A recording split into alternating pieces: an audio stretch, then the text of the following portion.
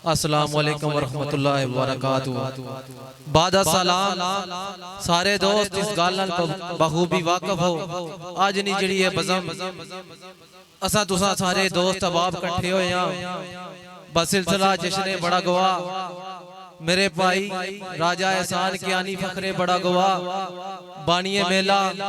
और मेरे चाचू शेर जमान ने डो बचकार ना दई देवी बचन दी ताकत इबलीस कोलू चलन उस कमीने दा वार ना दई दौलत शोहरत ना दुखिया सलीम मंगदा मेरे मौला मैदान दी हार ना दई के धक्के ते वैरियां बड़े दिते धक्के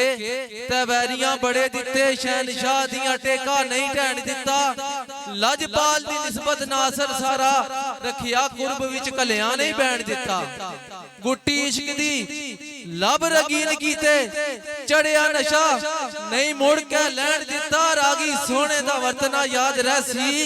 मैनू दर्द नहीं कंडे दा सहन दिता के एहसान है साइयां दा सर उत्ते जिसने सुख सकून ते चैन दिता ओदे करम दे बदला ने छां रखी ओदे फजला ने धुप्पे नहीं बैण दिता चाचू अजमत साहब चिट्टी चादर नू हसदा जोर लाए इज्जतां वाले हिक दाग नहीं पैण दिता रागी सोने दा वर्तना याद रहसी मैनू दर्द नहीं कंडे दा सहन दिता भाई ज़ैद बिलखसूस तुसा नहीं नजर और मेरे भाई राजा एहसान कियानी साहब फखरे गतर मेरे मामू चौधरी जनान साहब कि जिसने इश्क सराते मुस्तकीम पाया ओ दियो परवाज हम सरा दे नाल उच्ची थावे जो हो मकीम बैठे रख दे वास्ता कदू पे दरा दे जंगीर फिकर साहब के मादी मादिया नाल ही खाए निस्बत नर खान निस्बत अजली नरा दे नाल जोगी जोर जे तीग मसाल होवन क्यों ना परी उठे अपने परा दे नाल के मार टकरां चूर गरूर होण मार टकरा चूर गरूर होना सरा नीविया उच्चिया दरा दे नाल शमा वेख पतंग ना पिछा वर्तन की काम पे घरां दा घरां दे नाल ओ कदिश शतरंज दी चाल जानन जेड़े खेडदे दौलतां जरा दे नाल अपने परां दे नाल जे परी उठे दाइम भी परी दे परां दे नाल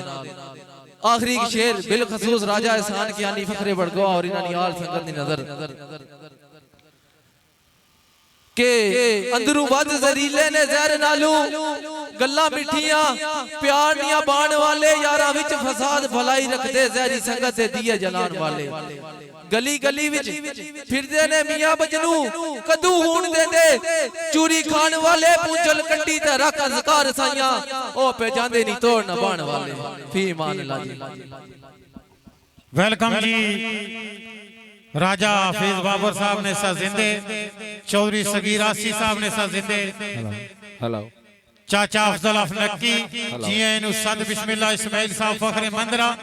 इन्हां दी पूरी टीम इन्हां दी पूरी संगत नु जिए नु सद बिस्मिल्लाह